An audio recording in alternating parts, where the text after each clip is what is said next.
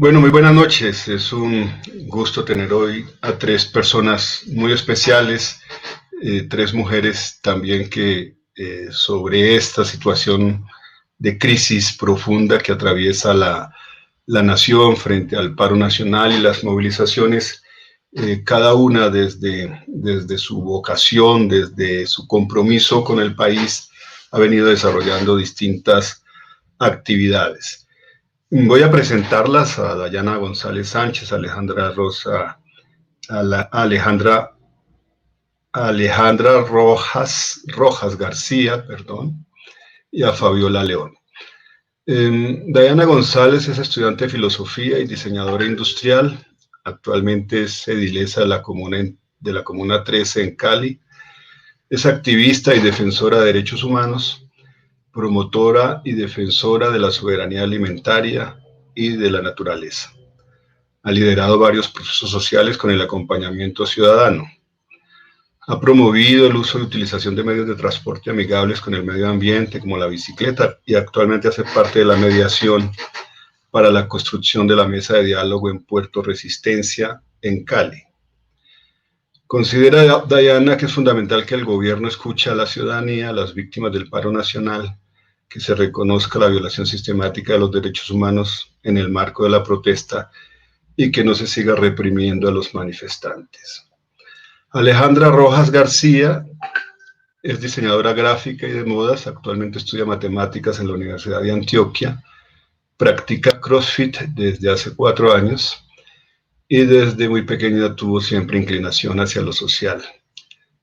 Le preocupan los temas de desigualdad e injusticia que ocurren en Colombia. Hoy en día Alejandra utiliza sus redes sociales para ayudar a cambiar la conciencia de cada ciudadano y ciudadana que está bajo la represión y olvido por parte del Estado. En el marco del paro nacional ha creado una red de apoyo en redes sociales donde recauda fondos, recursos como alimentos y medicinas para diferentes zonas del país donde se han visto afectados manifestantes por la violencia ejercida por la fuerza pública. Fabiola León es comunicadora social, periodista de la Universidad Externado de Colombia, especialista en gerencia de instituciones de educación superior de la Universidad Santo Tomás, especialista en periodismo de los Andes. Su desempeño abarca instituciones estatales, privadas y organizaciones no gubernamentales, donde desarrolla herramientas como comunicacionales, actividades investigativas, editoriales, divulgativas, lúdicas, periodísticas, formativas y administrativas. Es defensora del derecho a la libertad de información y de los derechos humanos. Por más de una década ha estado vinculada con Reporteros Sin Fronteras como corresponsal para Colombia. Actualmente es asesora en comunicaciones y acompaña procesos sociales con la organización indígena Acubadaura, así como apoya a la Asociación de Artesanas Manos Tejedoras de Huasca, Cundinamarca. Bueno, bienvenidas las tres.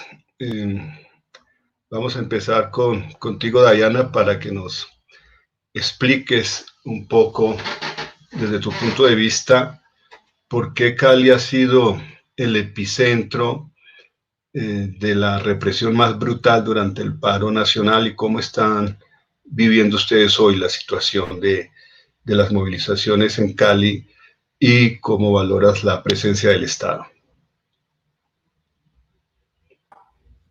Listo. Hola. Hola a todos y todas. Creo que tengo un... Espérate. Tengo como un eco, ¿no? Hay un eco. ¿Ahí está todavía o ya se fue? Ya se fue. Listo. Ahí te oyes bien. Listo, genial. Bueno, inicialmente quisiera pues poner un poquito el contexto de lo que está sucediendo en la ciudad. Inicialmente todos sabemos que Cali es una ciudad también de muchos inmigrantes que huyen del conflicto que tanto ha afectado a nuestra nación durante muchos años. Entonces es un lugar donde llega y es acogida muchísima gente que es desplazada del Cauca, del Chocó, del Nariño, del Putumayo, e inclusive también nuestros hermanos venezolanos, muchos habitan aquí en esta ciudad. Entonces, Cali se convirtió en ese lugar, en ese hogar para todas esas personas que huyen de la falta de oportunidades del gobierno nacional y los conflictos que pasan en sus territorios. Entonces, tú me preguntas por qué Cali se convirtió como en ese epicentro. Es porque Cali es profundamente desigual. Sí, inclusive se ve en su división política, en la segregación que hay, que las comunas del distrito, en la comuna donde yo vivo, es una comuna, la comuna 13, hace parte de una de las comunas del oriente, del distrito de Agua Blanca, donde ves la situación que viven muchos jóvenes, muchas familias de desigualdad, donde aquí llegan todos los desplazados, donde llegan todas las personas que no tienen oportunidades, que les tocó huir y escapar de sus realidades para poder tener un futuro diferente. Y llegan a Cali y se encuentran que también nosotros acá tenemos también nuestras situaciones y que estamos luchando para poder lograr y cambiar lo que vivimos realmente todos y todas acá. Siento que este paro nacional en Cali literal fue lo que fue en las otras ciudades una tormenta. En Cali fue un huracán que despertó a toda Colombia y que hizo que no solo Colombia, sino que otros países del mundo miraran a Colombia y dijeran, ¿qué es que está pasando allá? Porque esto es histórico, nunca nos había pasado que un paro pudiese, tan solo el hecho de decir que ya no va la reforma, que se va a cambiar el texto o la quitamos y vamos a construir un nuevo proyecto, eso nunca en la historia de nuestro país había pasado. Y esto nos sacudió de tal manera que es algo que literal nos desbordó a todos y ya no, en un inicio cuando se convocó el paro lo hicieron las centrales obreras, que la CUT, la FECODE, todos ellos hicieron como la convocatoria. Pero después del 28 y el mismo 28, en Cali, los ríos de gente que marchaban hacia el CAN o que marchaban hacia la Loma de la Dignidad, que antes era conocida como la Loma de la Cruz, ahorita la gente la llama la Loma de la Dignidad, y toda esa ciudadanía que ya despertó y que ya se cansó, y esa ciudadanía que estaba al límite de todas las cosas que estaban pasando dentro de nuestra ciudad, que literal si las personas que tenían una posición más o menos acomodada no se han podido recuperar de una pandemia, y en general en toda Colombia, mucho menos las personas pobres que no tienen ingresos, que viven del día a día, ellos sí que menos se van a poder recuperar todavía de esta pandemia, que aún está allí, más la desigualdad que vimos en nuestra ciudad. Entonces, ver todas esas cosas que se le juntaron literal a este paro nacional y las personas indignadas y la juventud indignada, y no solo la juventud, sino también las personas adultas.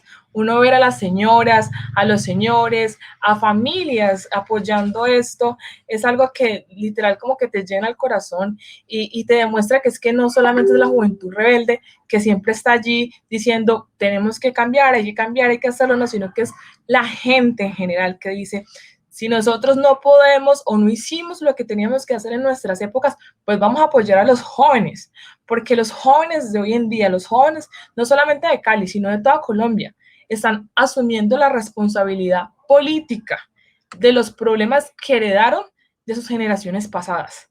Entonces, esto es algo bastante como grande y hermoso, porque uno ve como esos pelados de hoy en día con esa fuerza de reclamar las cosas que son justas y que no están pensando solamente en ellos, sino en toda Colombia, en su comunidad, en su barrio, en su ciudad entera.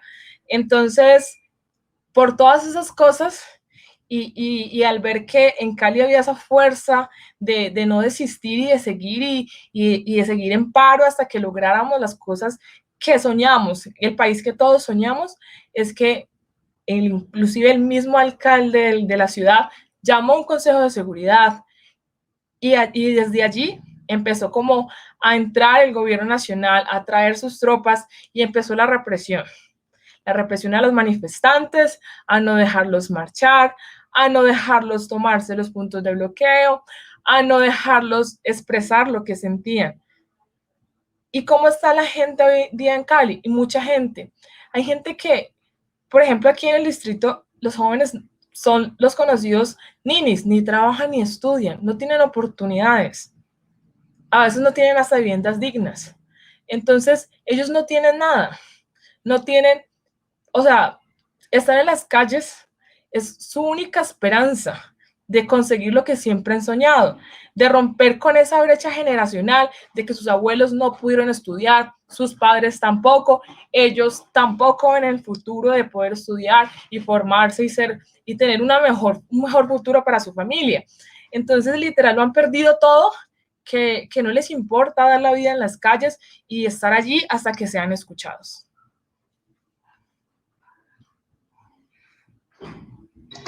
Volveremos más adelante contigo, Diana, un poco para comprender justamente el alcance de esa represión. Yo creo que efectivamente la movilización social en Cali ha sido sin precedentes, pero también ha sido sin precedentes la represión que se ha desatado contra las personas que protestan en Cali.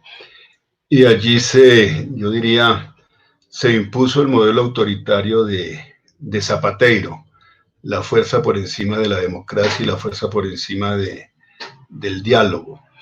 Y lo advertimos desde el primer día, cuando dirigió esos mensajes de guerra al SMAT y rápidamente pues incrementaron el número de personas asesinadas con ocasión de la protesta. Ahora vamos contigo, Fabiola, porque también se ha reprimido muy duramente a los periodistas que cubren las protestas. ¿Cómo ha cubierto Reporteros Sin Fronteras? ¿Cómo valoras tú también el cubrimiento de la prensa internacional a este paro y las movilizaciones sociales y toda la represión que se ha desatado? Bueno, muy buenas noches a todos, muchas gracias y para mí es un honor obviamente estar con dos mujeres que representan muchos de los sectores y de las luchas que tiene este país. Este paro pues efectivamente no es un tema coyuntural, no es simplemente una reforma, es una situación estructural que ha venido acumulándose y tenía que estallar en algún momento. Creo que es importante, digamos, en términos de lo que ha sido el tema mediático, aclarar que aunque el gobierno y algunos sectores pretendan limitar esto a un tema de la reforma tributaria y que no nos pareció, no, esto es mucho más grande que eso y los sectores han sido muy claros en que aquí estamos hablando de temas estructurales de lo que pasa en Colombia y de la desigualdad precisamente que hablaba Dayana. Eso no es muy ajeno a lo que pasa en términos de los medios de comunicación y de los periodistas. Entonces, lo que encontramos es un crecimiento cada vez que se da una protesta 2019, 2020, ahorita 2021, lo que vemos es un crecimiento de las agresiones contra los periodistas y los medios de comunicación. La verdad es que ha sido tan grande que nos hemos tenido que organizar en red, tanto las organizaciones de derechos humanos como las organizaciones de libertad de prensa nos estamos articulando para poder entender la cantidad de denuncias que se dan. Si bien en el país estamos hablando de casi 2.000 denuncias, en solo periodistas estamos trabajando 140 casos. De esos 140 casos es preocupante, por ejemplo, estamos más o menos por los 15 heridos en las diferentes ciudades del país, más o menos están ocurriendo los casos en la mitad de los departamentos, como en 16 de los 32 departamentos que tenemos. Y también preocupa obviamente casos como la violencia sexual. Entonces, tenemos como toda una cantidad de preocupaciones, porque además antes entendía como que si tú decías prensa, y tenías tu chaleco de prensa y tenías tu cámara y mostrabas tu carnet, inmediatamente se detenía la fuerza pública o el atacante y decía, no me puedo meter con él porque efectivamente es un civil protegido. Aquí no importa nada, aquí efectivamente vamos con todo y si usted dice prensa, más le caigo. Más o menos es lo que hemos visto durante estos 15, 16 días de paro, de movilización social, y obviamente la mayoría de los periodistas agredidos pues son de medios regionales, pequeños medios alternativos, y hemos encontrado, como les decía, pues desde una agresión como un insulto. Entonces, el ejercicio periodístico ha sido muy difícil en esta época. En las primeras manifestaciones, por ejemplo, para que la audiencia también se haga una idea de esto, uno muchas veces puede ir a la calle, es decir, un ciudadano tiene toda la libertad de irse con su celular y va grabando y no pasaba nada, ¿verdad? Y si había de pronto un enfrentamiento entre el ESMAD y los manifestantes, uno se podía acomodar y más o menos organizaba como su trabajo. Desde el 2019 para acá y lo que ha sido este paro, todos los periodistas están buscando cascos, chalecos, formas para proteger su integridad, porque además hay que decir que parte del armamento que se está utilizando es armamento no convencional. Entonces, cuando uno recoge los relatos, la gente le dice a uno que son armas no convencionales, que sonaba como una aturdidora, pero en realidad era algo que se desfragmentaba y empieza a golpear por todo el cuerpo. Ahí uno empieza a decir, o empiezan a mandar las fotos con los balines que han encontrado. Ahí sabemos que esto es una alteración, obviamente, de las armas que debe usar la fuerza pública regularmente y que no lo está haciendo, y lo está haciendo en contra de los ciudadanos, en contra de los periodistas. Bueno, sí, partamos del relato oficial. El relato oficial establece que esto no es una protesta civil genuina de inconformidad frente al gobierno, sino que es toda una conspiración internacional, ¿no? Que es el gobierno de Venezuela, que es el castrochavismo, que es el terrorismo, que es el narcotráfico, que son las disidencias de las FARC, que es el ELN, y lo repiten a diario, lo repiten de una forma impresionante, ¿no? Yo recibo, que tengo varios generales aquí de contacto, y recibo todo lo que ellos están produciendo. Y varios personas que conozco que son uribistas y todos reproducen el mismo tipo de mensajes. Entonces uno se da cuenta que ese relato es un relato para justificar la propia represión que están desplegando, pero absolutamente desprendidos de la realidad del país. O sea, llegan a producir ese relato de tal naturaleza, luego hacen uno que otro montaje judicial como acostumbran, y con eso pretenden que la comunidad internacional y que la población colombiana va a decir, no, pues ya no volvemos a esas manifestaciones porque esto está en manos de los terroristas. Pero la realidad pues les ha desbordado por completo ese relato. Yo escuchaba esta mañana a Monseñor Darío Monsalve, el arzobispo de Cali. Ojalá que hubiese más religiosos como él, ¿no? Más pastores de la iglesia como él, que realmente tiene una vocación de servicio a la humanidad y de servicio a las personas más desfavorecidas.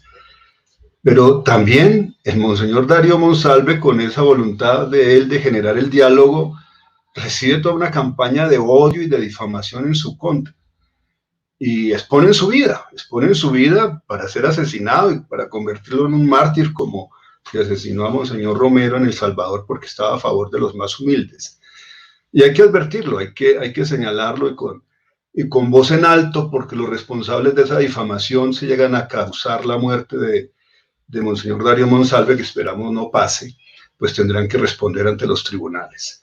Bueno, Alejandra, ahora hablemos contigo. ¿Cuál es tu lectura de lo que está sucediendo? Te he visto muy activa en las redes sociales, participando solidariamente, convocando pues a la ciudadanía que se solidarice. Has realizado también recolección de fondos para la distribución de alimentos. Cuéntanos un poco esa vocación tuya, cómo la has desarrollado, cómo te nació y cómo estás viviendo tú este paro. Bueno, me confirman si me escuchan bien porque tengo como problemas de señal. Sí, te estamos escuchando, Alejandra. Tú estás desde Medellín, ¿cierto? Sí, estamos acá en Medellín. Bueno, digamos que yo pienso que uno de los mayores problemas que tenemos en Colombia es lo que se nos hace ir ponernos en los zapatos del otro. ¿Sí me escuchan? Sí, te estamos escuchando, sigue. No sé si me están escuchando. Vale, entonces lo que se nos hace difícil ponernos en los zapatos del otro. Digamos que yo no soy una persona altamente privilegiada pero gracias a Dios, pues a mí no me falta nada, ¿cierto? Económicamente hablando, pero siento que es problema como si yo estoy bien y los demás no tienen ese derecho a reclamar lo justo, entonces el otro es un vándalo porque está reclamando lo que a todos nos pertenece por igual. Entonces, digamos que bajo ese contexto lo que yo he tratado es de convocar a muchas personas que queremos que todos estemos por igual, que todos tengamos esos mismos accesos, que todos tengamos la posibilidad de un trabajo digno, de acceso a de un buen acceso a la salud, que podamos tener un buen estudio. Entonces, bajo esa lógica, pues nos hemos unido varias personas y hemos creado como un círculo de solidaridad en los que confiamos el uno en el otro y vamos creando una cadena de ayudas para poderlos llevar a las personas que más lo necesitan.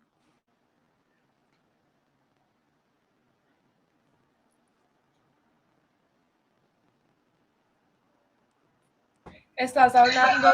Estaba leyendo un artículo de la revista Semana en contra de la movilización y señalando incluso a un integrante del movimiento alternativo indígena y social Maíz de estar pagando a las personas que se movilizan, y lo mostraron como una prueba, ¿no? Ahí está la prueba y toman la fotografía y hacen el video.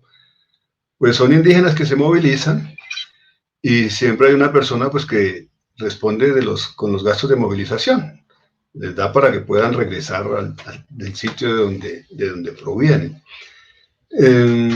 Pero eso unido pues a otras formas múltiples de solidaridad. Lo veíamos también en Cali con la minga indígena, la minga distribuyendo alimentos a los manifestantes. Diana, pero se produjo también una difamación en contra de la minga, no digamos sin precedentes, porque cuando la minga hizo su viaje a Bogotá, también se le difamó muchísimo. Sin embargo, llegaron a Bogotá y lograron el impacto en su movilización pacífica. Dejaron por cada sitio donde transitaron y donde tuvieron que pernoctar, dejaron los sitios más limpios que como los habían encontrado. Y regresaron al Cauca sin ningún problema. Y se hicieron escuchar y el país los escuchó. Pero aquí de nuevo se desató contra ellos una campaña para hacerlos ver como terroristas, como bandoleros, y a toda costa había que expulsarlos de Cali, ¿no? Y se puso a la población en contra, pues al punto de padecer lo que se padeció, de ver cómo un intento de masacre culminó en 12 indígenas heridos. Y eso la prensa incluso siguió, la prensa colombiana lo siguió presentando, porque lo analicemos ahora Fabiola, lo siguió presentando como una confrontación entre dos bandos, que no lo fue nunca, porque esos civiles que se armaron con el apoyo de la policía, esos civiles armados justamente estaban estimulados para que dispararan, para que masacraran a la minga, y detrás estaba el Estado. Después el ministro de la Defensa, el comandante del Ejército, fueron y se reunieron con esos civiles que ellos mismos provocaron que se armaran, y no hay ningún detenido. O sea, hieren y casi producen una matanza contra 12 indígenas y no hay ningún detenido, pese a todas las fotografías, los videos. O sea, hay un colapso de la institucionalidad absoluta. Y eso hace parte también de la crisis que se está viviendo. Bueno, María Alejandra Ramírez pregunta a las invitadas, ¿hacia dónde consideran que va el paro nacional? Bueno, eso yo creo que es la última pregunta que vamos a formular más tarde, María Alejandra.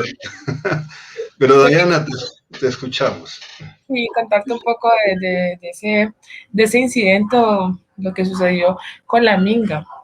Pero quisiera primero tomarlo por el lado de las cifras. Si vemos las cifras, vemos claramente que fueron atacados los indígenas y hay cifras de heridos. ¿Dónde están los heridos de las personas que estaban vestidas de blanco y de camionetas blancas? No hay ni uno. Entonces ahí podemos ver claramente que hubo un ataque directo de esas personas, que hay muchos videos que no podemos decir quiénes son porque esa claridad aún no existe, pero vemos en los muchos videos que rotaron por todas las redes sociales que la policía estaba al lado de esas personas, que esas personas disparaban y había un patrullero o un policía al lado de ellos. Y hay dos indígenas, una en gravedad. La minga se fue de Cali, pero aquí se quedó una chica en gravedad en la clínica Valle de Lili. Entonces, eso por el lado de las cifras, pero eso era algo que se estaba cocinando desde hace unos días, porque esas mismas personas que no estaban apoyando las movilizaciones, que estaban en contra del paro nacional, días antes estaban atacando a las personas de la Universidad del Valle, al plantón de Universidad del Valle, fueron a atacarlos y la policía al lado de esas personas de los carros blancos. ¿Por qué? No lo sé. Y hubo una confrontación con esas personas y las personas que estaban en el plantón de Univalle.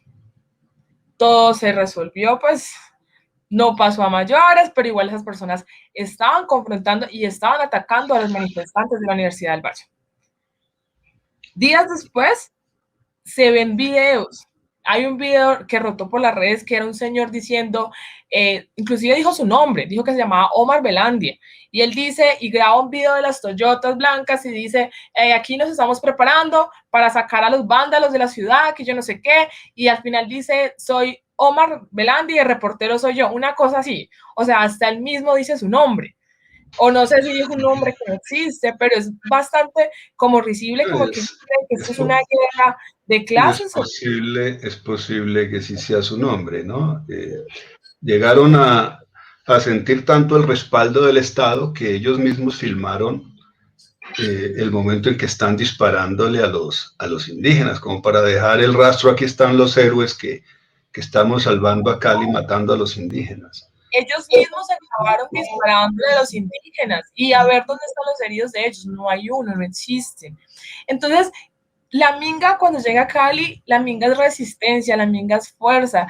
Literal, los ciudadanos nos sentimos más seguros con la minga que con la misma policía. A nosotros no nos cuida la policía, a nosotros nos cuida la minga, nos cuida primera línea, nos cuida la señora que todos los días se hace en la olla comunitaria hacer la comida de los pelados de primera línea. Esos son los que nos cuidan. Y la minga vino a Cali y traía comida, y a los puntos donde no había comida le entregaba. Por ejemplo, en el sector donde yo he estado todo el tiempo, que se llama Puerto Resistencia, que antes era Puerto Rellena, pero ahora es Puerto Resistencia, porque muchos lugares de la ciudad se resignificaron y ya los nombres que tradicionalmente conocemos ya no existen porque la ciudadanía los bautizó de una manera diferente por lo que estamos viviendo. La minga llegaba con camionados de plátano a regalarle a la gente y cuando tú ibas a la tienda, 3 plátanos te costaban 8,000 pesos. Que uno dice, es muy caro, pero por la emergencia y todo lo que estamos viendo, no había más. Pero llega la minga con un camión lleno de plátanos y le regala a la gente y le trae comida a la gente. Entonces, que vengan a decir es que están manteniendo la minga y hayan sacado la minga de Cali es algo bastante triste y yo me siento muy mal porque la minga nos vino a apoyar. La minga vino hasta acá a apoyarnos y salieron heridos y tuvieron que irse porque es que no había garantías ni para ellos. Entonces, Fabiola quiere decir algo. Fabiola quiere agregar algo sobre esto en particular. Para complementar un poco también lo que está diciendo Dayana y también desde mi perspectiva del análisis de los medios, es que, digamos, mucha gente no conoce efectivamente cómo funciona el Valle del Cauca. Entonces, esa frase de que se vayan para los resguardos, ¿no? De que este no es su territorio y que aquí no tienen que estar, eso es un desconocimiento de por qué llega la minga precisamente al Valle del Cauca, de cómo en el Valle del Cauca existen 2 organizaciones indígenas que, así como otros jóvenes y otras organizaciones, le pidieron a los caucanos que fueran, que los respaldaran y que los ayudaran. Ellos no estaban ahí porque les pareció y se les antojó. Pero esto tiene que ver con un poco de algo más profundo que es el racismo en Colombia. Entonces, aquí está claro el racismo que tenemos y la discriminación que tenemos, primero porque la desconocemos, 2, porque efectivamente hubo una cantidad, unos días antes, se estaba presentando primeras portadas con indígenas y eran los héroes. y no se iba a permitir que existieran héroes diferentes a los héroes de la patria que nos habían dicho que era únicamente la fuerza pública. Eso es algo que no le cabía en la cabeza a las élites. Entonces no iban a permitir que ellos fueran los héroes. De ahí viene también la campaña de desprestigio que están haciendo en este momento diciendo que la Minga fue todo lo contrario. O, por ejemplo, no hubo tampoco un noticiero o un periodista que hablara de lo que está contando Dayana sobre las cosas que estaba haciendo la Minga en Cali. En eso, por ejemplo, hubo un noticiero que precisamente en esos días sacó un especial hablando de las bondades que se daban en el Valle del Cauca. No hizo mención a la historia del Cauca, no hizo mención a las cifras sociales que pasan en el Valle del Cauca. Entonces uno ahí dice, están vendiéndome un país que no es, eso no es cierto. O sea, es mucho más allá y no me pueden decir que hay no tan salseros. Entonces el Valle del Cauca se resume al tema de los salseros que son. Eso tiene que ver con los imaginarios que nos crean los medios de comunicación. Entonces nos distorsionaron lo que estaba realmente pasando en el Valle y lo que estaba pasando con la Minga. Igual que el tema de las estatuas. Entonces, creo que ha cogido mucha fuerza y la gente se ha dado cuenta pues que somos un país racista y somos un país clasista. Entonces, hay muchas personas que las estamos simplemente rechazando porque no queremos cambiar el statu quo que hemos mantenido durante todo el tiempo. Por eso es que aquí el acuerdo 1 no se implementa tampoco. No vamos a hacer una redistribución ni de la riqueza ni de las posiciones, porque desafortunadamente nuestra élite todavía no ha logrado entender que hay que cambiar o Colombia efectivamente no tiene más futuro. Entonces, bueno, yo lo dejo por ahí y seguimos conversando. Seguimos con Aleja. Aleja, en Medellín hemos visto que las movilizaciones han sido gigantescas, solidarias, llenas de imaginación, de música, colores, de vida. Y en Medellín no ha habido personas asesinadas reportadas por parte de los manifestantes. ¿Cómo explicas eso, Alejandro? Pues digamos que más que explicar lo que sucede acá en Medellín es explicar lo que sucede en otros lugares. O sea, no sé la verdad que se mueva adentro de la política de Medellín, no sé qué fuerzas hay que no han permitido pues este tipo como de confrontaciones lleguen hasta este punto.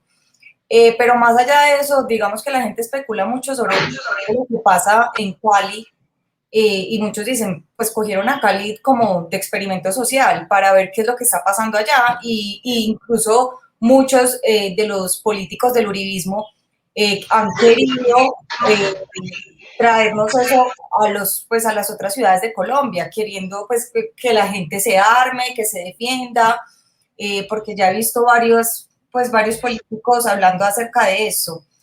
Entonces, por eso pienso que en las otras ciudades no ha estallado tanto, porque cogieron a Cali, una ciudad supremamente desigual, en donde pues el porcentaje de pobreza es altísimo, y allá estalló todo. O sea, allá estalló, como hablábamos ahorita, la diferencia de clases, la lucha de clases, se vino a ver pues todo este reflejo de la desigualdad, de la pobreza, y allá estalló, y muchos pues no nos ha llegado hasta a las otras ciudades, pero es digamos que un reflejo de todo lo que sucede en Colombia. Yo creo que podría agregar ahí, Cali tiene una tradición histórica de organización social. Y eso también es parte de lo que hace que Cali, así como hay 2 organizaciones indígenas, también hay organizaciones afro, pero también hay una herencia de sindicalismo de la época de los 70. Y hay que recordar que en este país, a pesar del exterminio que se dio con muchos de los sectores sociales que generaban efectivamente comunidad y que generaban transformaciones, a pesar del exterminio de muchos de esos liderazgos, pues hay regiones todavía donde se logra mantener un poco de eso. Hay ciudades muy golpeadas o departamentos como Antioquia, donde el liderazgo fue acabado físicamente, entonces es difícil, digamos, a veces en algunos departamentos encontrar la posibilidad de eso.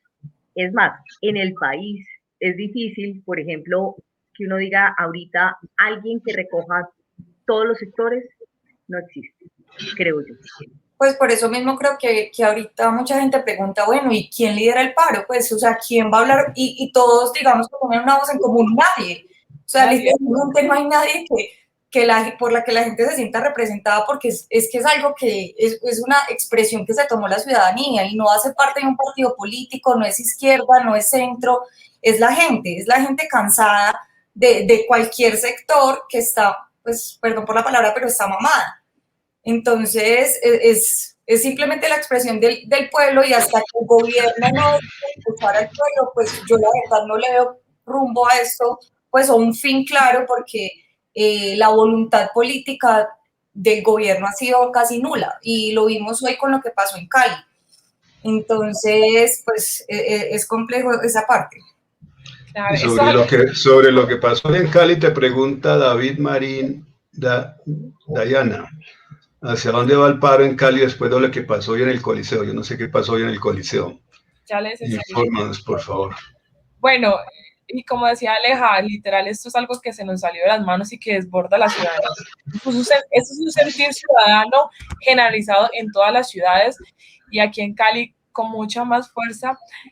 Lo que sucedió, pues, inicialmente es que, pues, se están buscando como poder hacer unas mesas de diálogo para poder sentarse y decir, nosotros requerimos estas cosas a nivel local, estas cosas a nivel nacional, para que los jóvenes sean escuchados. E inclusive la semana pasada algunas personas de la alcaldía fueron a Puerto Resistencia, que es el lugar donde pues yo permanezco, y la condición de la gente era que era básicamente, nos sentamos a hablar con ustedes, pero con la condición de que no nos maten. Entonces es bastante triste que alguien te diga, yo dialogo contigo, pero no me vayas a matar, porque es que así no deberían de ser las cosas, y si estamos en un país democrático, así no debería funcionar. Entonces, ¿qué pasó hoy? Que precisamente se iba a hablar de eso, y las comunidades y las personas que están en los puntos de bloqueo, porque este paro no es de nadie, sino que es de la gente, entonces fueron al Coliseo a congregarse para hablar los puntos, para poder congregarse y hacer como un solo manifiesto o una serie, pues una petición general a nivel municipal, ya como Cali, porque cada punto hizo su propio comunicado, pero entonces hoy se estaban como juntando para ya el comunicado final, y que se iban a juntar, pero uno ve los puntos y todos tienen como unas exigencias muy similares de los unos a los otros. Entonces se dio ese momento, y entonces lo que sucedió fue que mientras ellos estaban en esa reunión, llegó el alcalde con todos los del gobierno, llegó pues con las personas con las que él trabaja y eso, y mientras ellos estaban allí, hubo una alerta en el Puente de los 1000 días, que ahora se llama el Puente de las 1000 luchas, donde la gente que estaba en ese sector estaba diciendo que la policía pasó disparándole a las personas que estaban todavía en el punto de concentración, porque algunas personas del puente se fueron al Coliseo a escuchar, a hacer el tema del comunicado, a construir juntos una declaración política y todo, pero otras se quedaron en el punto de resistencia, ahí en el Puente de los 1000 días. Entonces, las personas de primera línea dicen que la policía pasó disparando primero, y después de que pasó a disparar, fue a preguntarles que si estaban cobrando peaje, que yo no sé qué, para poder pasar, cosa que es mentiras. Entonces, como que la policía, en vez de preguntar primero, llega disparando.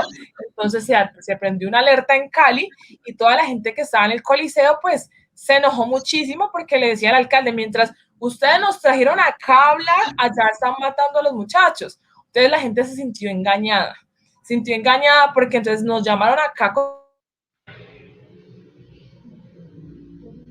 Dayana, conciliar, es muy difícil. Entonces, sí. Entonces, respondiendo un poco también a la pregunta que hacía David Marín, ¿qué va a pasar con el paro, o qué va a seguir? Y es la misma respuesta que han dado y que se sigue dando. Mientras la policía, mientras el SMAT siga en la ciudad, y el alcalde de esta ciudad no sea capaz de retirar las tropas, o de por lo menos literal como que ya, por favor, no más, paren, no se va a sentar una de diálogo, porque hoy se intentó y pasó esa alerta y la gente se enojó mucho. Luego sí hubo un diálogo con la gente, con los pelados que estaban en el puente de los 1000 días, con la policía, porque luego se pusieron como a hablar y como que a aclarar las cosas, pero primero llegó la policía disparando, o sea, primero dispara y luego pregunta. Yo creo que debería ser al contrario, preguntar qué está pasando y si es algo que se sale de sus manos y como lo dice, si está en contra de la vida de la policía, pero los pelados no tienen nada, o sea, ni un cuchillo, ni un corta uñas para atacarlos. Entonces, eso es lo que ofende a la gente. Y ellos quieren diálogo, sí, pero no como lo están tratando de hacer, no con la represión de la policía. Y la demanda es clara y es la misma demanda desde el primer día del paro, desde que llegó la policía y todo el ejército a Cali. Saquen a la policía, saquen al ejército, saquen al ESMAD de la ciudad, los que trajo Zapatero, y nos sentamos a hablar. Esa es la demanda clara. Bueno, está claro que justamente se está negando la institucionalidad democrática y se está pasando por encima de las autoridades electas. Y ese es el modelo de la democracia, los zapateros, o sea, la represión primero y después, o incluso pretenden dialogar mientras reprimen. Te preguntan a ti, Fabiola Daniela Durán, dice, ¿cuál sería la mejor opción para modificar el pensamiento de los medios de comunicación para que sirvan para informar y no desinformar? Bueno, compleja la pregunta. Fabiola. Bueno, gracias Daniela por esa pregunta. Yo creo que no hay una respuesta y tiene que ver con las mismas cosas que estamos hablando frente al tema del paro. Recientemente El Espectador hizo una denuncia sobre la connivencia, sobre las alianzas o sobre la presencia, digámoslo así, para no entrar en acusando todavía. Hubo alguien de un medio de comunicación que estaba con políticos y que estaba con empresarios, precisamente hablando de cómo había que desinformar. Ese tipo de situaciones, digamos que no es nueva, pero el que se hagan pública sí es más nuevo. Siempre se ha dado la connivencia de medios de comunicación con algún sector, infortunadamente, entonces es un problema estructural. O sea, no es un tema solamente de los medios de comunicación, tiene que ver la manera como nos hemos organizado y cómo el sector gobierno, el sector político, el sector empresarial, pues siempre ha considerado algunos medios de comunicación de su bolsillo. Precisamente el tema, una cosa que se menciona ahí es el tema de la pauta publicitaria. Entonces, mientras los medios sigan dependiendo de la pauta publicitaria, pues estarán de la mano del que les esté dando el dinero, porque es una realidad, de todas maneras se necesita vivir y mucha gente lo hace. Eso es parte incluso del problema de la censura. O sea, a veces, digamos que eso en el caso de los medios de comunicación masivos. Si yo me voy a otros medios de comunicación o a periodistas independientes, pues también hay una censura, y una censura también tiene que ver con un tema de desinformación, porque la gente no cuenta. ¿Y por qué no cuenta? Entonces, hay gente, por ejemplo, en lugares como Medellín o como Cali, donde los periodistas pues son fácilmente identificables, todo el mundo sabe quién es periodista, y donde tú te encuentras el señor que está atacando a los indígenas, pues es el señor que te conoce y que sabe dónde vives y que te puede meter en un problema y te puedes quedar sin trabajo. Entonces, esa es una realidad también del tema de los periodistas, y ahí no estamos hablando de los masivos, por eso hago la distinción.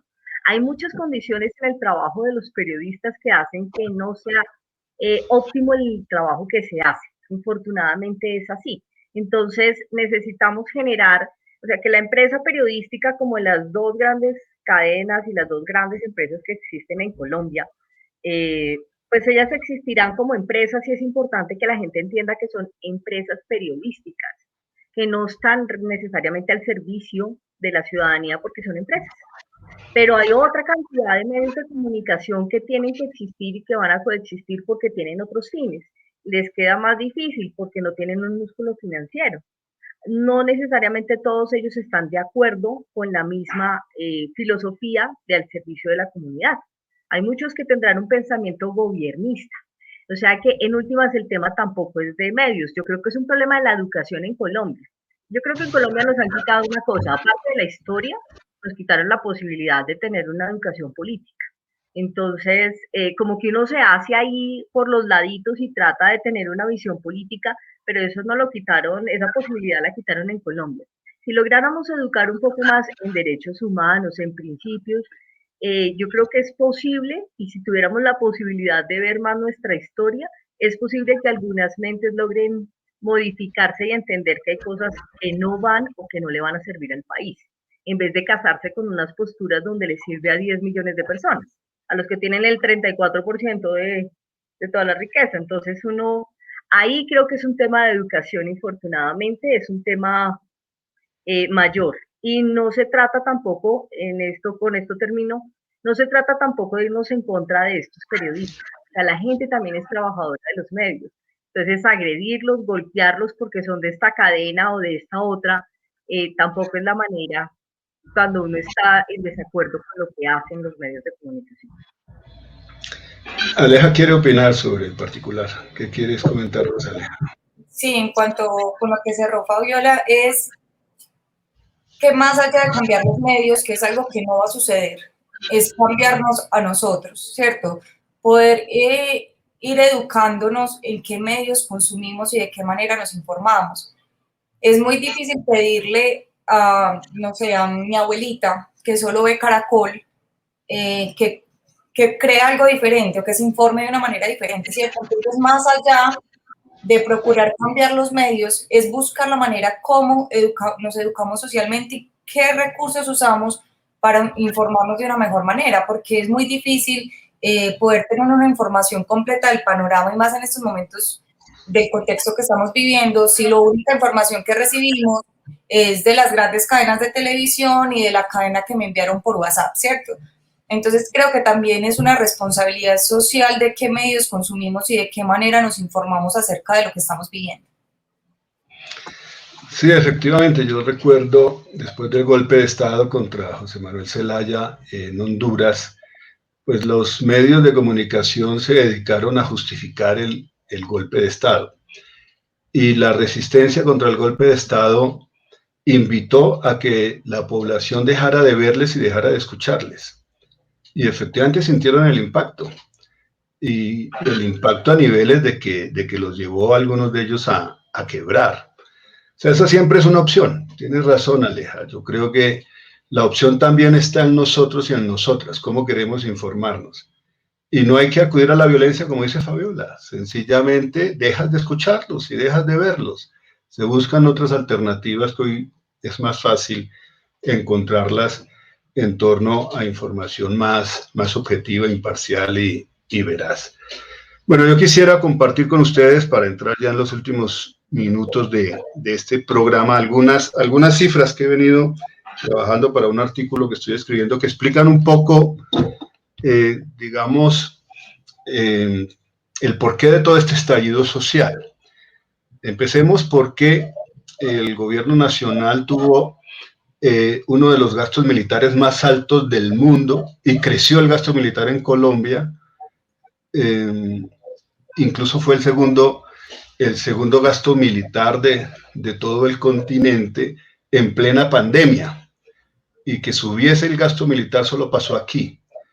Eso ya pues muestra cuál es la inclinación gubernamental.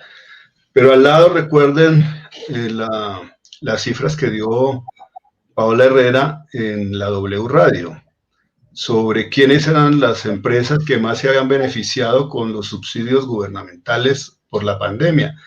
Fueron las empresas de Sarmiento Angulo, Ardila Lule, Santo Domingo y Gilinski, mientras estaban condenando a la quiebra más de 300.000 pequeñas y medianas empresas y generándose un desempleo adicional de 7 millones de personas. También vemos que ocupamos el puesto 15 entre las 160 economías más desiguales del mundo.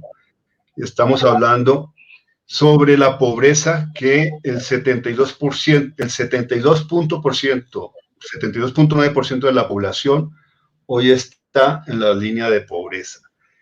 Y estamos hablando de 35 millones de personas que tienen un ingreso mensual inferior a 700.000 pesos. Bueno, eso ya dice muchísimo, ¿no? A los 9.200 millones de dólares que se gastaron en la guerra, en el gasto militar. Y sigamos diciendo que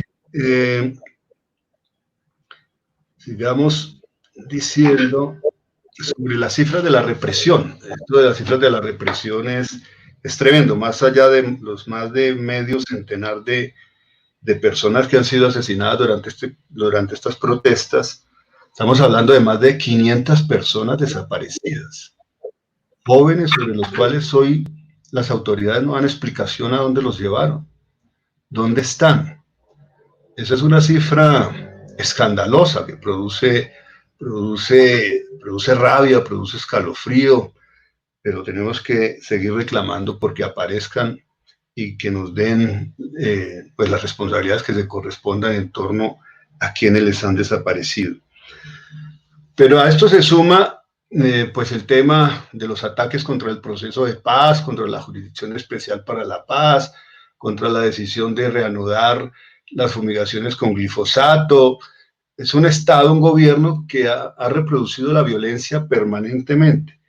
272 reincorporados, personas que firmaron la paz, han sido asesinadas hasta el día de hoy.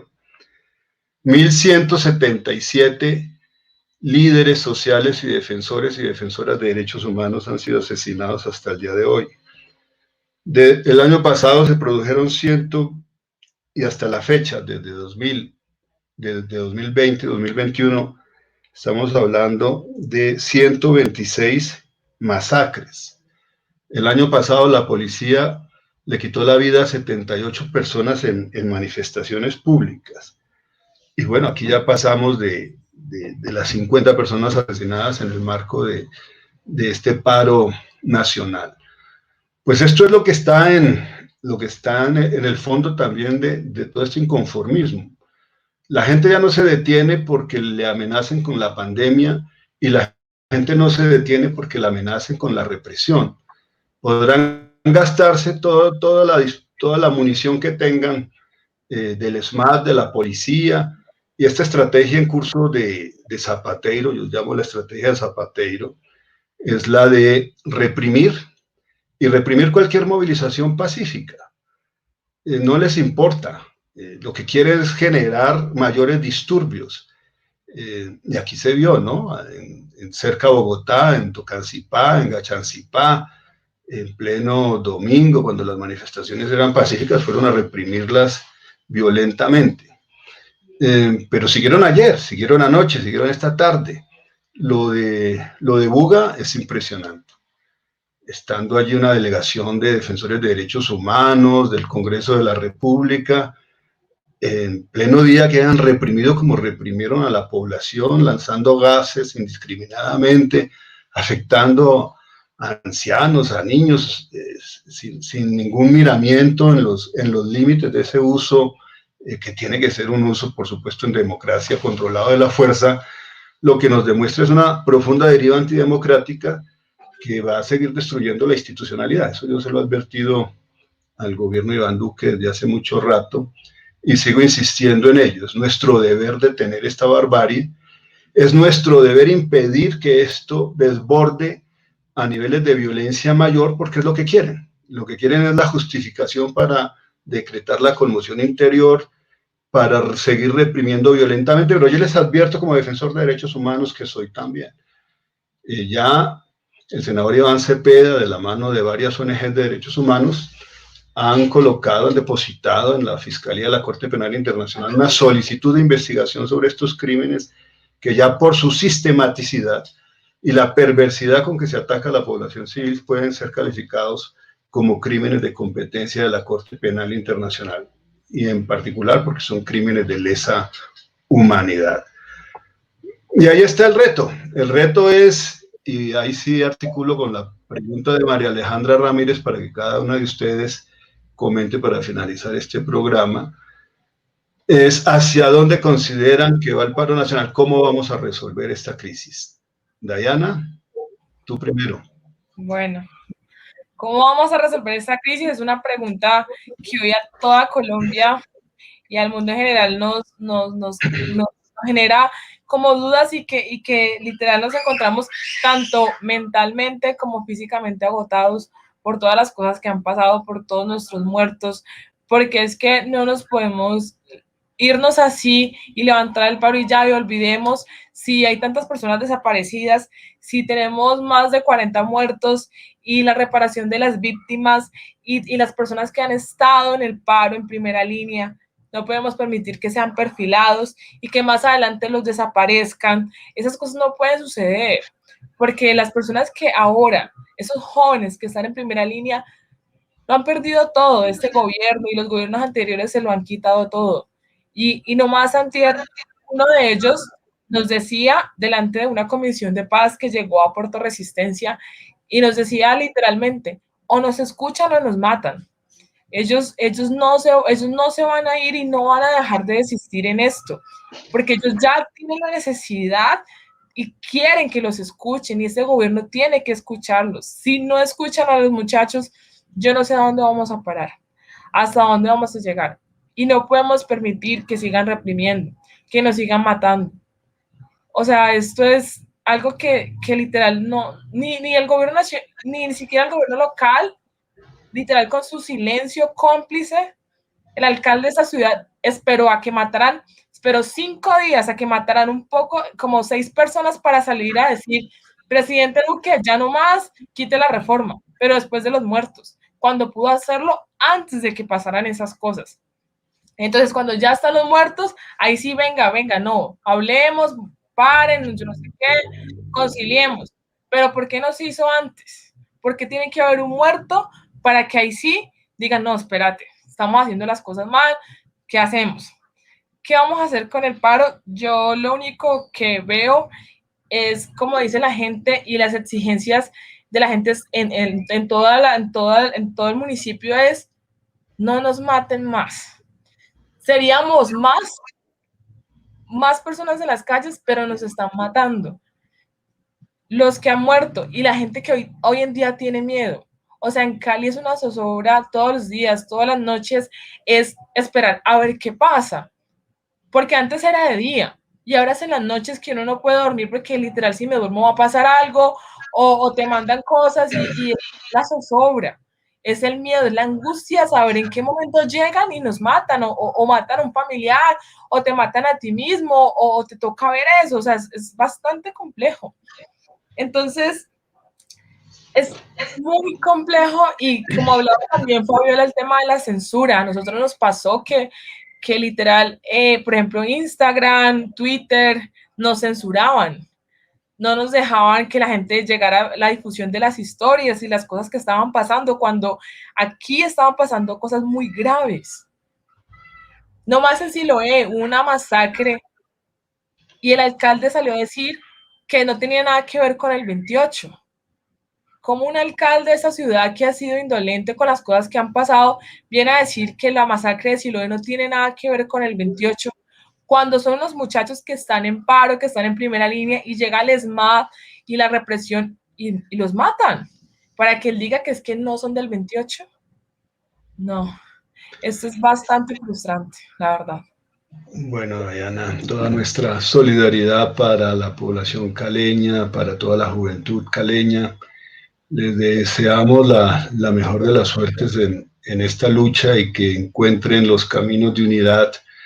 Y nos queda la resistencia civil no violenta. Yo creo que ese es el mensaje. Tienen ganas de matar, pero la única manera de resistir y de vencerlos es a través de la resistencia civil. Y eso es posible de lograrlo. Así se han tumbado numerosas dictaduras, regímenes autoritarios a lo largo y ancho del mundo. Aleja, un minuto para que concluyas, por favor. Bueno, como ya todo lo hemos dicho muchas veces, yo siempre he pensado que el pueblo es superior a sus dirigentes, o sea, ya se ha manifestado el pueblo, el inconformismo es gigante, o sea, más del 75% de las personas apoya el paro. Entonces, bueno, no sé en qué va a terminar todo esto, porque si el gobierno no muestra voluntad, pues nos van a terminar matando a todos los que hagamos oposición. Yo con las personas que estamos llevando ayuda, ya muchas de ellas las han amenazado solo por ir a llevar mercados, por ir a llevar ayudas médicas. Entonces esto es increíble, o sea, nos tratan de vándalos porque queremos simplemente prestar ayuda a la gente que está luchando en las calles. Entonces, pues no sé si el interés del gobierno entonces es matarnos a todos los que hagamos oposición. Ellos defienden su agresión y su represión en nombre de la democracia, pero es esa democracia fallida de ellos la que nos tiene en este punto protestando. Entonces sí pienso que ellos tienen que mostrar voluntad política para poder llegar a algo. Yo pienso que igual ellos tienen miedo a lo que vaya a pasar en el 2022 y todo este caos, se quieren aprovechar de este caos para las próximas votaciones. Pero también es un llamado a la gente que más allá de lo que termine el paro, es un llamado a votar, a salir a votar. Porque digamos que el abstencionismo y el voto en blanco y esa falta de participación política de la ciudadanía es la que nos tiene hoy acá también, digamos, sufriendo bajo este gobierno. Entonces es importante también crear conciencia de nuestra responsabilidad en las próximas votaciones, votar bien, por favor, a conciencia, por alguien que, pues obviamente yo no voy a decir aquí candidatos, hay que escuchar propuestas, pero sí, por favor, salir a votar y votar bien, inteligentemente. Entonces, digamos... Muchas gracias, Aleja. Fabiola. Bueno, voy a tratar de ser breve, tengo 4 puntos. Primero, creo que es importante que el gobierno y especialmente el partido del presidente Duque entienda el mensaje internacional, porque es que Colombia no es una dictadura y no estamos en las dictaduras de los años 70, entonces tiene que parar efectivamente esta violencia que se está dando. 2, el paro tiene que ver con las reformas. El gobierno tiene que entender que reformas regresivas en los temas económicos, que lo único que hacen es presionar a las clases menos favorecidas, no se pueden dar y la gente no está dispuesta a hacerlo. 3, este paro son de problemas estructurales. La implementación del acuerdo de paz es una obligación, es un tema prácticamente, no pueden decir que fue un asunto de un gobierno, es un tema de Estado y tiene que cumplirlo. Tiene que haber la implementación del acuerdo de paz. Y el cuarto tiene que ver precisamente con el ejercicio de la libertad de información. Yo invito a todas las personas a que sigan informando y a que exijan que estén bien informadas, porque uno de los inconvenientes es que no entendemos que es un derecho de doble vía. Yo puedo informar como también puedo exigir que me informen como debe ser. Entonces todos tenemos el derecho a estar contando lo que nos pasa, todos estamos bajo el manto de la Ley de Acceso a la Información, bajo todos los protocolos internacionales que firmó Colombia, así en este momento pareciera que a nadie le importan, todo eso hace parte de lo que nos hacía democracia. Entonces, esos 4 puntos. No somos dictadura, las reformas no pueden atacar a las clases menos favorecidas, implementemos acuerdos de paz y trabajemos por el derecho de información. Bueno, muchísimas gracias, Fabiola, Alejandra, Dayana. Muy importante el que nos hayan compartido sus experiencias, sus reflexiones. Yo quiero rendir también un homenaje para culminar a la memoria de Lucas Villa y a través de Lucas a todas las víctimas de esta represión durante el paro nacional. Uno de los últimos mensajes de Lucas que millones de personas hemos escuchado en Colombia y en el mundo, en una conversación con alguien, manifestó: y pues ojalá que el Espíritu nos guíe y nos cuide para que podamos sobrevivir y crear un mundo nuevo. Pero Lucas también en esa misma conversación dijo, por salir a marchar, por salir a manifestar, por estar con el paro, por estar con la gente nos pueden matar. Y ese es el riesgo. Y él dijo, ese riesgo hay que asumirlo. Y hay que asumirlo. No podemos permitir que triunfe el terror, que triunfe el miedo. No pueden matar a millones de personas. Y van a tener que pagar por los crímenes que están cometiendo. Ya son crímenes atroces, son crímenes que han llamado la atención de la comunidad internacional y van a responder por ello. Mientras tanto, sí, repudiemos todas las acciones violentas. Hay mucha indignación, pero esa indignación no se puede traducir en vandalismo. Es lo que ellos quieren que haya vandalismo, infiltran las movilizaciones, provocan muy a menudo ellos mismos los actos de vandalismo y hay que impedirlo. Hay que lograr que esta movilización siga siendo multitudinaria, pacífica, pero yo quisiera ir algo con lo que concluyó Aleja. Esto se tiene que definir democráticamente en las urnas el año próximo. Que la ciudadanía efectivamente dentro de las distintas opciones políticas elija los mejores programas, y elija a las personas más coherentes en su vida pública. Y hay muchas personas así en los territorios a nivel nacional, las conocemos, pero tenemos la obligación de cambiar este país, y el país está cambiando, se está politizando la juventud de muy buena manera, pues gracias a la reivindicación de derechos. Y seguiremos aquí en este programa de Mujeres que Transforman, presentando las voces de mujeres como Dayana, como Aleja, como Fabiola, que ayudan a transformar. Muchísimas gracias por existir, muchísimas gracias por acompañar la democracia colombiana, la protesta social, nuestro derecho a la paz. Hasta la próxima. Muchas gracias a ustedes por la invitación y a todos. Gracias. Gracias. Un abrazo. Muchísimas gracias.